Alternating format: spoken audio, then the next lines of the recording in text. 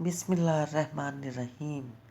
سن سکا تو سنو میں خوش آمدید ناول لے کر آئے ہیں جو رکے تو کوہ گراں تھے ہم، قسط نمبر 32 کے ساتھ آپ کی خدمت میں حاضر ہیں۔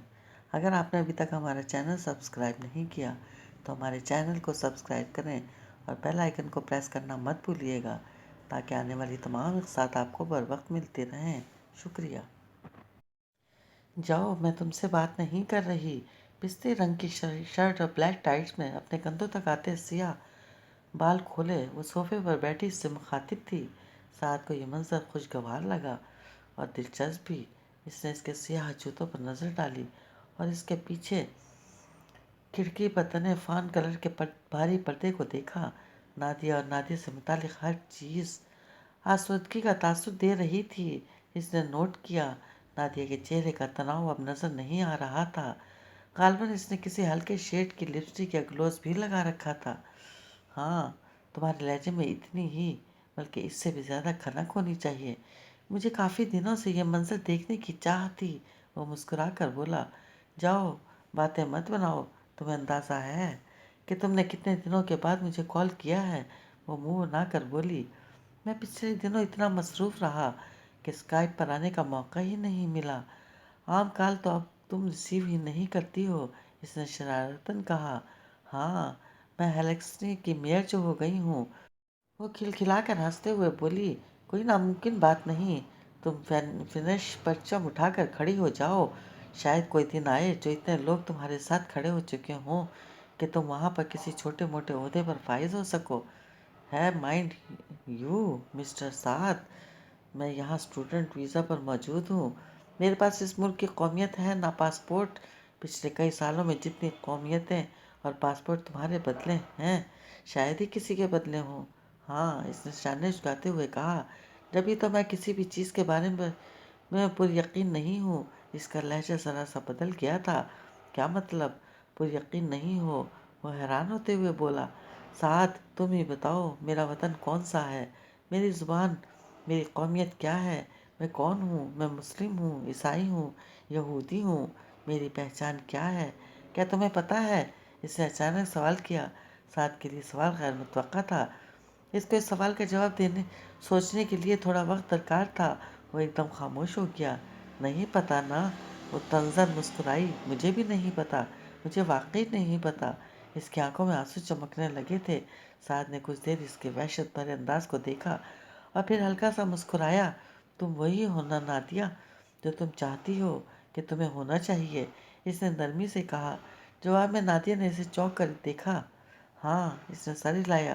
بعض اوقات ہمیں پوری آزادی مل جاتی ہے اپنی راہیں متعین کرنے کی، اپنے بارے میں کھل کر فیصلہ کرنے کی۔ ہمیں کیا ہونا چاہیے، کیسا ہونا چاہیے، ہمیں کیا کرنا چاہیے، ہمیں کیا نہیں کرنا چاہیے۔ وہ کہہ رہا تھا، میں سمجھتا ہوں اور مانتا بھی ہوں کہ یہ سچویشن بہت کنفیوزنگ ہوتی ہے، جس میں آزادی تو پوری مل جائے مگر گائیڈ لائن کوئی نہ ملے۔ آپ ہی آپ چلتے جاؤ، آپ ہی آپ راہیں متعین ہوتی جائیں، لیکن جس کو احساس ہو جاتا ہے کہ اسے اپنی کوئی شناخت قائم کرنی چاہیے وہ بہت لکی ہوتا ہے۔ ایک تو وہ خود کے لیے خود فیصلہ کر سکتا ہے، کوئی سوشل مورالٹی اینڈ ویلیوز، کوئی خاندانی سسٹم اور کوئی مذہبی حدود و قیود اس پر پریشر نہیں ڈال رہی ہوتی۔ کسی آزاد پنچھی کی طرح اپنی پرواز کے روٹس خود متعین کرنا بڑی عیاشی ہوتی ہے جناب۔ اور دوسری طرف یہ بھی ہوتا ہے کہ غلط سوچ، غلط قدم، غلط انتخاب اگر ثابت ہو جائے تو خود اپنے آپ کو مورد الزام ٹھہرانے کے سوا کوئی اور چارہ نہیں ہوتا۔ لہذا نادیہ بلال، تم بھی وہی ہو جو تم چاہتی ہو کہ تمہیں ہونا چاہیے۔ شاید تم ٹھیک کہتے ہو۔ وہ اٹھ کر ذرا فاصلے پر رکھے روم فریج کی طرف گئی اور اس میں سے رس بھری کے جوس کارٹن نکال کر صوفے کے پیچھے کھڑی ہو گئی۔ لیکن میں تو اپنے بارے میں ابھی تک کوئی فیصلہ نہیں کر پائی کہ مجھے کیا ہونا چاہیے۔ جبکہ اس نے منہ بناتے ہوئے ہاتھ فضا میں بلند کیا، شیکھر کے سامنے میں دعویٰ کر چکی ہوں کہ میں مسلمان ہوں اور وہ بھی پاکستانی مسلمان۔ اس دعوے کے جواب میں شیکھر نے کیا کہا؟ اس نے یوں دیکھا جیسے اسے نہ یقین آیا ہو نہ مذاق اڑا رہا ہو۔ اس کا مطلب ہے نادیہ، تمہارا دعویٰ اس سے مختلف ہے۔ وہ دراصل تم ہو۔ پھر میں ایسا کیا کروں جو ویسی نظر آؤں جیسا میں نے دعویٰ کیا؟ پہلے تم یہ فیصلہ کر لو تم کیا ہونا چاہتی ہو، اور ہاں، نظر آنے اور ہونے میں بھی فرق ہوتا ہے، یاد رہے۔ اور جب فیصلہ کر لو تو یہ بھی یاد رکھنا کہ کسی بھی چیز کے بارے میں انفارمیشن تمہاری رسائی سے باہر نہیں ہے، لیکن سب سے پہلے خود سے پوچھ تو لو۔ ٹھیک ہے، نادیہ نے گہرا سانس لیتے ہوئے خود کو سیدھا کیا۔ ہو سکتا ہے جب ہم اگلی بار بات کریں تو میں فیصلہ کر چکی ہوں۔ ہاں، اچھی بات ہے، کنفیوژن میں رہنے سے بہتر ہے انسان یکسوئی حاصل کر لے۔ سعد نے کال ختم کرنے سے پہلے کہا، اور اس کال کے آخر میں نظر نادیہ پر ڈالی۔ اس کی ٹی شرٹ پر لکھے الفاظ ایک نظر میں ہی پڑھے جا سکتے تھے۔ اس نے نادیہ کی ٹی شرٹ کے الفاظ پڑھے اور زیر لب مسکرایا۔ سر، کیا آپ آج رات ڈنر بھی گھر پر ہی کریں گے؟ یہ راضی تھا جو انٹرکام پہ ان سے پوچھ رہا تھا۔ راضی غریب میرے سارا دن گھر پر رہنے سے پریشان ہو گیا شاید۔ انہوں نے راضی کی بات سن کر دل ہی دل میں سوچا، یقیناً ان کا جواب مختصر تھا۔ او شیور سر، راضی نے اپنے مخصوص انداز میں کہا۔ اس روز تو اس کا ماتحت عملہ ایک امتحان سے گزر رہا تھا، رات کو ایک امتحان اور سہی۔ سر، زوفی اپنے ہاتھ سے بلیک پیپر پرانس تیار کر رہی ہے، اور فش اینڈ وائٹ ساس بھی آپ کو یقیناً پسند آئے گی۔ اس کے علاوہ اگر آپ کچھ لینا چاہیں تو بتائیں۔ اس نے اپنے چہرے پر پیشہ ورانہ مسکراہٹ سجا کر کہا، حالانکہ وہ جانتا تھا کہ اس کا باس اس کو دیکھ نہیں رہا۔ سوری راضی، آج میرا سی فوڈ کھانے کا کوئی موڈ نہیں ہے۔ یہ مینیو پھر کبھی صحیح۔ انہوں نے ریوالونگ چیئر پر گھماتے ہوئے اپنے پیچھے دیوار میں جڑی کھڑکی سے پار دیکھا۔ تحت نظر سر اٹھائے اور اونچے سر سبز درخت اس کے سامنے کھڑے تھے۔ پھر سر، راضی کے چہرے کی مسکراہٹ لمحہ بھر کو غائب ہوئی، لیکن اگلے ہی لمحے اس نے اسے دوبارہ اسی جگہ سجا لیا جہاں وہ پہلے موجود تھی۔ ٹنڈو کا دلمہ بنانا آتا ہے زونی کو، انہوں نے ہنوز سامنے دیکھتے ہوئے کہا۔ ٹنڈو کا کیا سر؟ راضی کی آواز اس فرمائش پر بری طرح لڑکھڑائی۔ اور خرمے کا ساگ سر، ایک منٹ سر، میں نوٹ کر لوں ذرا۔ راضی نے کانپتے ہاتھوں سے کاغذ پینسل پکڑے، اور مکھنڈی حلوہ۔ وہ شاید راضی کی کوئی بات سنے بغیر اپنی دھن میں بولے چلا جا رہا تھا۔ ٹنڈو کا کیا تھا سر، اور ساگ کون سا؟ راضی کچھ الفاظ سمجھ نہیں پایا تھا۔ اور حلوہ سر، کس چیز کا حلوہ؟ وہ پیشانی پر ہاتھ ملتے ہوئے لڑکھڑاتی زبان سے پوچھ رہا تھا کہ انٹرکام دوسری طرف سے بند کر دیا کیا؟ اوہ مائی گاڈ! اس نے تیزی سے ایک بار پھر اپنی پیشانی مسلی اور ڈرتے ڈرتے دوبارہ ٹاپ فلور پر موجود آفس ایکسٹینشن کا نمبر ملایا۔ 1 2 3 بار بیل بجی، لیکن فون اٹینڈ نہیں کیا گیا۔ آج کا ڈنر نہیں، کیریئر کا سب سے بڑا امتحان ہے زونی۔ کچھ دیر بعد اس نے پینٹری میں راشن کی جار چیک کرتی زونی کو سناونی دی۔ آج کا ڈنر ہی تو نہیں، آج کا لمحہ لمحہ ایک امتحان ہے ڈارلنگ۔ زونی نے سر اٹھا کر اس کی طرف دیکھا۔ سر پوچھ رہے ہیں گھر پر آٹا کس فلور مل سے آتا ہے، اور چاول کی کوالٹی کیا ہے۔ وہ کوکنگ آئل کے بارے میں بھی پوچھ رہے ہیں، اور مسالہ جات کی کوالٹی جانچنے کے لیے ان کے نمونے بھی منگوائے ہیں۔ اوہ خدایا خیر! راضی نے سر ہلاتے ہوئے کہا، مگر ہمیں نئی ایکسٹینشن دیتے ہوئے کہا گیا تھا کہ اب ہمارے امیجیٹ باس سعد سلطان ہوں گے۔ فیصلہ ریورس ہو چکا ہے راضی، اپنی فائل سے گروسری بلز نکالو پچھلے 3 ماہ کے۔ سر پوچھ رہے ہیں کہ سرونٹس کو سہولتوں کی مد میں کس طرح کیٹیگرائز کیا گیا ہے۔ زوفی نے سب جار چیک کرنے کے بعد ہاتھ جھاڑتے ہوئے کہا، دعا کرو باس کے سر پر چڑھے اس جنون کی مدت صرف ایک ہی دن ہو۔ راضی نے اپنے آفس کی طرف جاتے ہوئے کہا، اور ہاں، تم کچن ٹیبل پر رکھا وہ پیپر پڑھ لو جو آج کے ڈنر کا مینیو ہے۔ میری دعا ہے وہ سب تمہیں یا دونوں ککس میں سے کسی ایک کو بنانا آتا ہو۔ راضی آفس اور زونی کچن کی طرف مڑ گئی۔ ٹنڈو کا تسمہ، گرخے کا ساگ اور پٹھنڈے کا حلوہ۔ زوفی نے راضی کے ہاتھ کا لکھا مینیو پڑھا۔ شام تک سب جاننے والوں کے کوکس آج سے جواب دے چکے تھے، کوئی بھی اس مینیو کے بارے میں کچھ نہیں جانتا تھا۔ زوفی تیز دماغ اور باہمت لڑکی تھی۔ رات بلال سلطان کے ڈنر ٹیبل پر جو ڈنر سرو کیا گیا تھا، اس کی تعریف کرتے ہوئے بلال نے زوفی کی اگلی تنخواہ میں اضافے کا اعلان کیا تھا۔ मगर ये कारनामा तुमने कैसे अंजाम दे दिया डार्लिंग? रात सोने के लिए अपने बेड की तरफ जाते हुए राजी ने सूफी से सवाल किया। ब्रेन, सूफी ने अपने सर की तरफ मुस्कुराते हुए इशारा किया। ऐसा कारनामा सर अंजाम देने के लिए ब्रेन चाहिए। टटंग ब्रेन, वो मुस्कुराई, जो इत्तेफाक से तुम्हारे पास नहीं है। फिर भी, राजी ने रास्ते में रुक कर इसे जवाब पर इसरार करते हुए कहा। बॉस सिर्फ नॉस्टैल्जिक हो रहा था। स्वीट हार्ट, इसे टिंडर साग की शक्ल देखे अरसा हो चुका और हलवा भी शायद कभी नहीं खाया इसने, इसीलिए इसने इन चीज़ों का नाम लिया।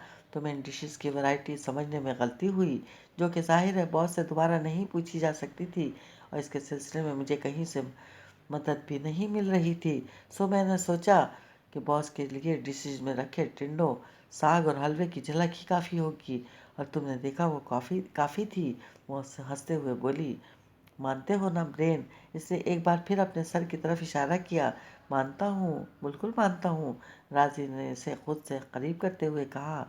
यू आर जीनियस, वो मुस्कुराया। और हाँ, इस मेन्यू के ज़रिए मुझे एक क्लू और मिला। जूनी भी मुस्कुराई। वो क्या? बॉस ने यहाँ से वहाँ तक कोई लंबी फ़्लाइट ली है इतने सालों में? जूनी ने नीचे से ऊपर तक इशारा करते हुए कहा। डोंट टेल मी, यकीन कर लो, जूनी मुस्कुराई। जो लोग ये लंबी फ़्लाइट भरते हैं, इन्हीं पर बढ़ती उम्र के दौरान ऐसे दौरे पड़ते हैं। टिंडों का तस्मा, गरके का साग और पटंडे का हलवा, आटे की क्वालिटी, चावल की जींस, ऑयल का हिसाब और सर्वेंट्स की कैटेगरीज। मान लो राजी। राजी ने इसकी बात पर गौर किया। होगी यार। फिर इसने लापरवाही से कहा।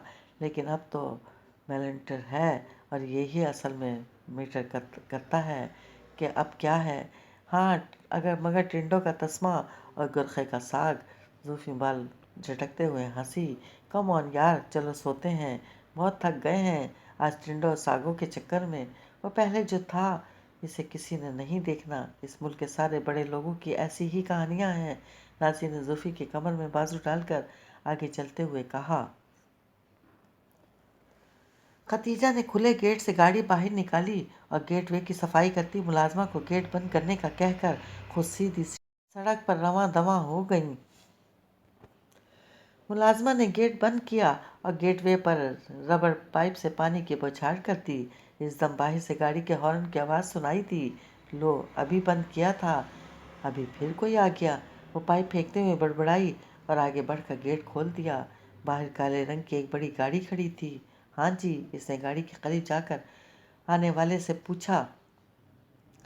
आप प्लीज़ गेट पूरा खोल दें, मुझे गाड़ी अंदर लेकर जानी है। आने वाला एक कम उम्र लड़का था, जिसे इससे पहले इसे कभी नहीं देखा था। पर अंदर तो मैं पोल्स धो रही हूँ जी, सारी जगह पानी और पानी हुई है। वो बोली। आप प्लीज़ बाद में धो लीजिएगा, मुझे गाड़ी अंदर ले जाने दें, आने वाले ने कहा।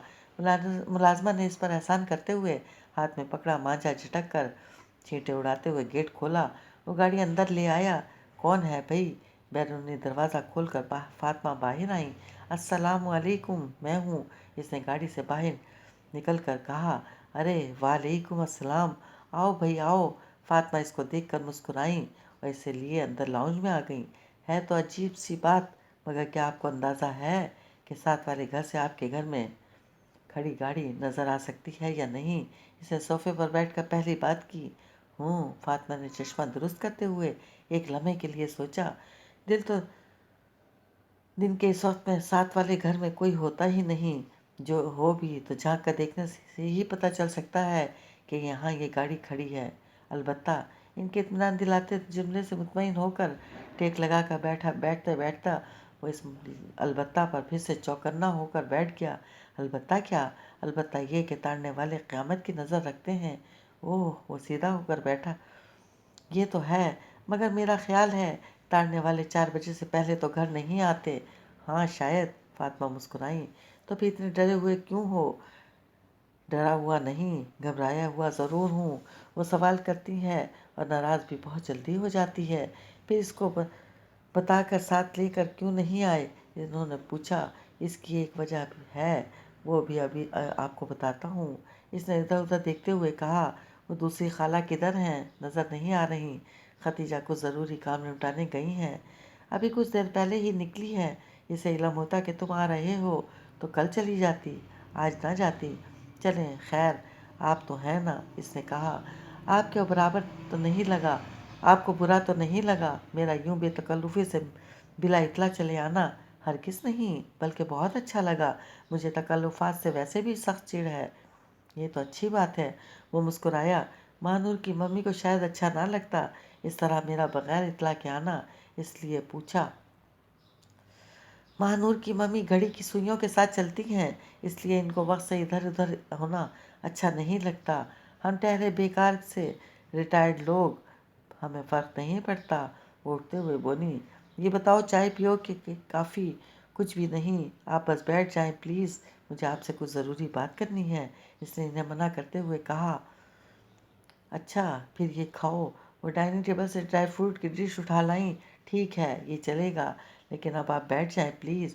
ہاں پوچھو کیا پوچھنا ہے، وہ پستے کے خول اتارتے ہوئے بولی۔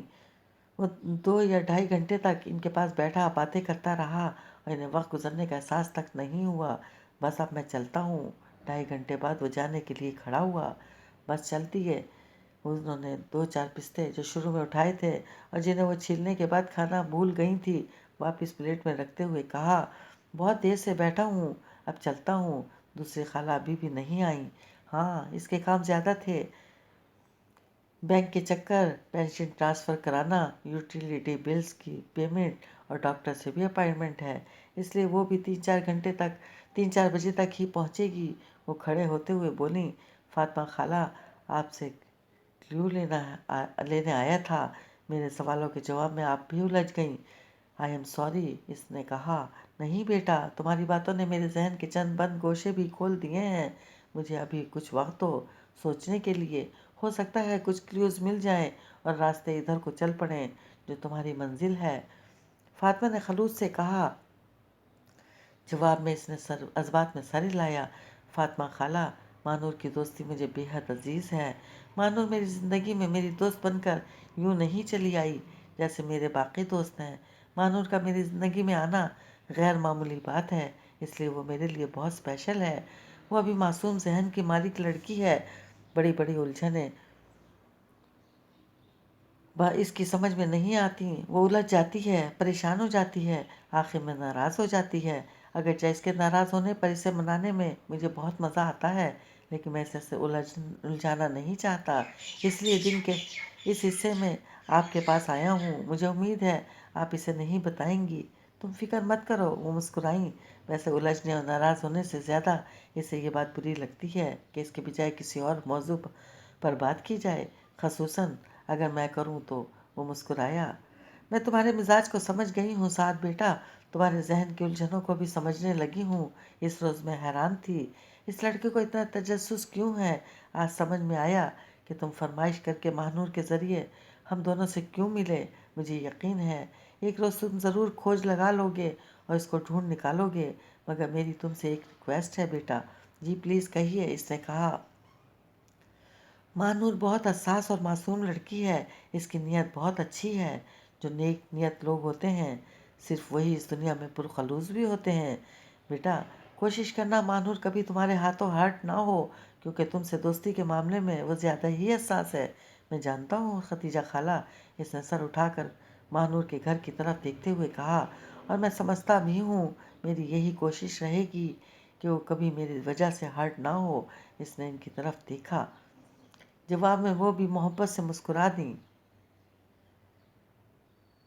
3 دن رہ گئے ہیں باقی نکاح میں، بس کر دے اب یہ رونا دھونا، کوئی روٹی ٹکر کھا لے، اپنی کوئی شکل صورت ٹھیک کر پتا جی۔ ماسٹر کمال نے کھاری کو چودھری صاحب کے سامنے لا کھڑا کرتے ہوئے چودھری صاحب کی نظر میں اپنے نمبر بڑھاتے ہوئے کہا، یہ تو جھلا ہے ماسٹر کمال، پتہ نہیں کون سی بات دل سے لگا لی ہے اس نے۔ چودھری صاحب نے اٹھ کر اسے گلے سے لگاتے ہوئے کہا، بیٹھو ادھر میرے پاس، میں تمہیں بتاتا ہوں اب میں نے کیا سوچا ہے۔ انہوں نے اسے اپنے ساتھ بٹھاتے ہوئے کہا، ماسٹر کمال دودھ پتی تو بنوا کر بھیجو ادھر، میں ذرا 2-3 باتیں تو کر لوں اس سے۔ انہوں نے ماسٹر کمال کو وہاں سے کھسکنے کا اشارہ کرتے ہوئے کہا، ہاں تو بیٹا جی، اب ہم نے فیصلہ کیا ہے کہ چپ کر کے نکاح نہیں کرنا، ذرا ہلا گلا کریں گے۔ تیری کون سی بار بار شادی ہونی ہے؟ میں نے لاہور سے کیٹرنگ اور ایونٹ مینجمنٹ والوں کی پوری ٹیم بلوائی ہے۔ تیری شادی کو پورا گاؤں یاد رکھے گا، کئی سال لوگوں کو پتہ چلے گا چودھری سردار نے بچہ گود لیا تھا، تو اس کے سارے شگن بھی پورے کیے۔ تمہارے جوڑے میں نے اس درجی سے سلوائے ہیں جس سے میں اپنے کپڑے سلواتا ہوں تمہاری دلہن کے لیے، اور تمہیں پتہ ہے ماں نور بھی آ رہی ہے تمہاری شادی میں شرکت کے لیے۔ وہ شاید کھاری کی خوش کرنے کی کوشش کر رہے تھے، اور انہوں نے دیکھا تھا کہ سب باتوں میں سے صرف ایک ماں نور کی آمد کی خبر پر اس نے چونک کر ان کی طرف دیکھا تھا۔ ہاں، ماں نور نے خود کہا کہ وہ آنا چاہتی ہے۔ انہوں نے اسے یقین دلاتے ہوئے کہا، چاہتا تو میں یہی تھا کہ وہ سارے جی آئیں، مگر باقی سب تم نے دیکھا ہی ہے کہ کتنے مصروف رہتے ہیں۔ ماں نور اور اس کہ شاید کوئی دوست سہیلیاں آئیں، ان کو گاؤں فارم ہاؤس اور گاؤں دکھاؤں گا کہ بچوں دیکھو، ہمارے گاؤں میں بھی شہروں جیسی شادیاں ہوتی ہیں۔ ایونٹ مینجمنٹ والوں نے ادھر سے جنگل میں منگل بنا دینا ہے، دیکھنا موسیقی کا پروگرام بھی رکھا ہے۔ آخر میں جب مولوی صاحب اور ان کے گھر والی واپس چلے جائیں گے نا، اس کے بعد وہ شرارت سے ہنسے۔ چودھری جی، میں تو سنال ایک بہت ضروری بات کرنی ہے۔ اچانک کھاری کی خاموشی ٹوٹی۔ ہاں ہاں بیٹا جی، ضرور کرو، ایک نہیں 10 کرو۔ وہ شاید اس کی دلجوئی کرنے کی تمام کوشش کر رہے تھے۔ میں آپ سے ایک باتہ منواؤں گا، پر تسا ایک من لو۔ ہاں ہاں بیٹا، تو کہو تو صحیح۔ وہ اس کا حوصلہ بڑھاتے ہوئے بولے، ایک صرف نکاح نہ کرو، رخصتی کر کے لے آؤ۔ اس نے کہا، دوسرا میرے نال وعدہ کرو، آپ سادیاں نو ڈاکٹری پڑھاؤ گے، جتنے بھی پیسے لگ جائیں، جتنا مرضی خرچہ آ جائے۔ اس کا لہجہ فیصلہ کن تھا، جیسے وہ یہ بات منوا کر چھوڑے گا۔ ہاں پتا جی، ضرور ضرور، وہ گڑبڑاتے ہوئے بولے، مگر وہ شادی کے بعد پڑھ لے گی؟ انہوں نے سوال کیا۔ ہاں ہاں ضرور پڑھ لے گی، میں اس نو ضرور ڈاکٹر بناؤں گا۔ وہ عزم کے ساتھ بولا، آپ اپنی ذمہ داری تے اس نو لے کر آ رہے ہو نا، آپ وعدہ ضرور کرو۔ وعدہ بھائی وعدہ، پکا وعدہ۔ چودھری صاحب 2 منٹوں میں ہی قائل ہو گئے، مگر اس کو ڈاکٹر بنا کر خود کیا اس کی ڈرائیوری کرو گے؟ میرا کیا ہے، میں کچھ بھی کر لوں گا، اصل مسئلہ تو اس غریب کا ہے۔ اس نے کہا، چلو پکا وعدہ، اگر وہ پڑھنے پر رضامند ہوئی تو ضرور پڑھاؤں گا۔ چودھری صاحب نے کہا، مگر کھاری یا باؤ، یہ رخصتی والی بات تو ہم نے مولوی صاحب سے کی ہی نہیں، اب کر لو نا۔ میں صرف نکاح نہیں کرانا، رخصتی بھی کرانی ہے۔ کھاری اتنے دن جلتے کلستے رہنے کے بعد گویا تپا ہوا فولاد بن کر باہر نکلا تھا۔ چلو پوچھ کر دیکھ لیتے ہیں، لیکن اگر وہ نہ مانے تو نکاح تو وی مگر مکر جائیو۔ وہ سخت لہجے میں بولا۔ اچھا، چودھری صاحب ہونٹوں پر ہاتھ رکھ کر بولے، اور کوئی حکم؟ اور بی بی جی نو کہہ دیو میلاد محفل بعد میں کرا لیں، اور انہوں بھی فارم ہاؤس بلا لو اتنے دن۔ اب کے کھاری کا لہجہ قدر نرم تھا۔ ہاں یہ تو ضرور ہو سکتا ہے، اور آسانی سے ہو سکتا ہے۔ چودھری صاحب فوراً بولے، اور کچھ نہیں، بس اتنا ہی۔ اس نے سر ہلایا۔ ہن میں جاؤں؟ وہ اٹھتے ہوئے بولا، ہاں ہاں جاؤ اب۔ وہ سر ہلاتے ہوئے بولے، اور ہاں اگر اپنے کسی خاص یار بیلی کو بلانا ہو تو بتا دینا۔ اپنا یار بیلی کھاری نے واپس اپنے کمرے میں آتے ہوئے غور کیا، اور ایک نام ایک چہرہ اس کے ذہن کے اسکرین پر روشن ہو گیا۔ نہ تو ابھی بابے منگو کا میلہ ہے، نہ کوئی اور میلہ، کیا کہہ کر بلاؤں؟ سعدیہ بہو، تو نے کس وقت میں ڈال دیا مجھے، اس نے سوچا، اور اپنا موبائل فون نکال کر اس پر ایک نمبر ملانے لگا۔ یہ موبائل فون اسے ماسٹر کمال نے ادھار دیا تھا۔ اتنا میں نے شاہ بانو کو کہا تھا میرے ساتھ چلے، اچھی بھلی تیار بھی ہو گئی تھی، عین وقت پر بولی، نہیں جی میرے تو اپنے کزن کی شادی آ گئی۔ مانور نے کہا، وہ اور سلمان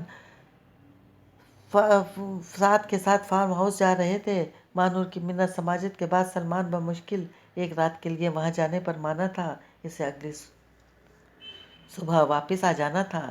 اسے پتہ ہے نا تم اتنے اسے تنگ کرتی ہو جب اس کے ساتھ کہیں باہر جاتی ہو، سلمان نے اسے چھیڑا۔ شاہ بانو بتا رہی تھی، یہ دونوں اسلام آباد میں کسی میوزیکل کنسرٹ میں گئیں، یہ وہاں کسی سنگر کو دیکھ کر بے قابو ہو کر اس کی طرف بھاگی، تو तुम कौन हो करती, सलमान ने साद को बताया। ड्राइव करते साद के चेहरे पर गहरी मुस्कुराहट छा गई। अच्छा फिर, इसने दानिस्ता कहा। फिर क्या, बेचारी शाहबानो के लिए इतनी एम्बेरसिंग सिचुएशन थी ये। इसके बाद वो बेचारी इसके साथ कहीं जाने से घबराती ही है। साद ने निचला होंठ दांतों तले दबाकर महानूर की तरफ देखा, जो सलमान की बात पर, जो इसके ख्याल में बेमौका बात थी, चिल्लाकर सर झटक रही थी। दश्ते तन्हाई में ए जाने जहाँ लर्ज़ां है। साद के फ़ोन पर किसी मखसूस कॉलर ट्यून बजने लगी। इसने फ़ोन उठाकर देखा और कॉल ड्रॉप कर दी। महानूर ने साद की तरफ देखा, क्योंकि अगले ही लम्हे फ़ोन इसी ट्यून के साथ दोबारा बजने लगा। 3-4 बार ऐसा होने के बाद साद ने फ़ोन स्विच ऑफ कर दिया। अटेंड कर लेते, अब हो सकता है कोई ज़रूरी बात करनी हो किसी को, सलमान ने कहा। मैं ड्राइव करते हुए कॉल्स अटेंड नहीं किया करता अमूमन, साद ने कहा और कनखियों से महानूर को देखा, जो खुद भी कनखियों से देख रही थी।